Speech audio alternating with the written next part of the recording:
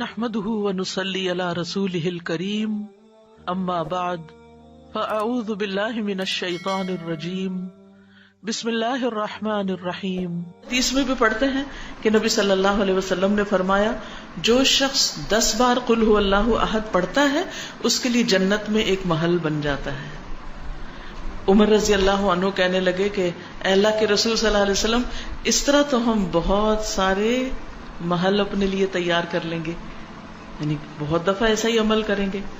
آپ نے فرمایا اللہ کے پاس اس سے بہت زیادہ ہے، بہت اچھا ہے، یعنی تمہارے گمان سے کہیں زیادہ ہے اس کے پاس۔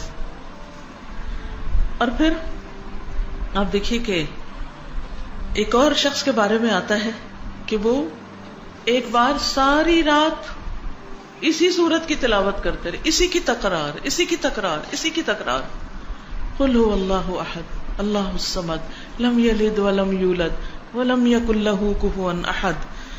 اور حقیقت یہ ہے کہ اگر آپ کسی وقت دعا کرنا چاہیں اور اللہ کے قریب ہونا چاہیں، اللہ تعالی کی قدرت اور عظمت کا احساس اپنے دل میں بٹھانا چاہیں تو آپ کو کیا کرنا چاہیے؟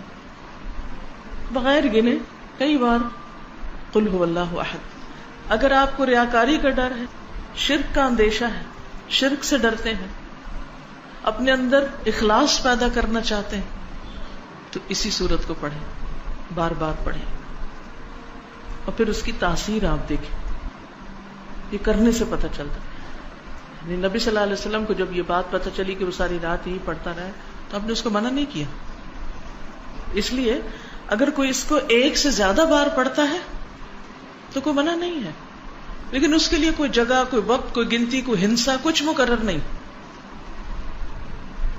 کیونکہ ایک ہی آیت کا یا ایک سورت کا بار بار پڑھنا انسان کے اندر اس کا فہم زیادہ کرتا ہے، اس کے اندر غور و فکر اور تدبر زیادہ ہو جاتا ہے۔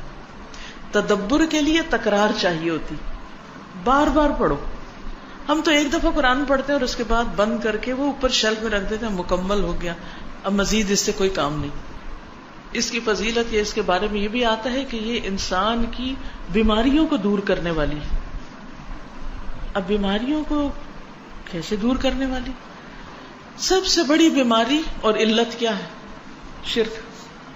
سارے غم ہی شرک کی وجہ سے آتے ہیں، ساری مصیبتیں شرک کی وجہ سے آتی ہیں، اللہ سبحانہ وتعالیٰ کی ناراضگی شرک کی وجہ سے آتی، چاہے شرک اکبر ہو چاہے شرک اصغر ہو۔ شرک اکبر تو بتوں کو پوجنا، اور شرک اصغر کیا؟ ریاکاری کرنا، دکھاوے کے کام کرنا، اپنے نیک کاموں پہ فخر کرنا، لوگوں کو بتانا کہ میں کیسا کیسا نیک ہوں۔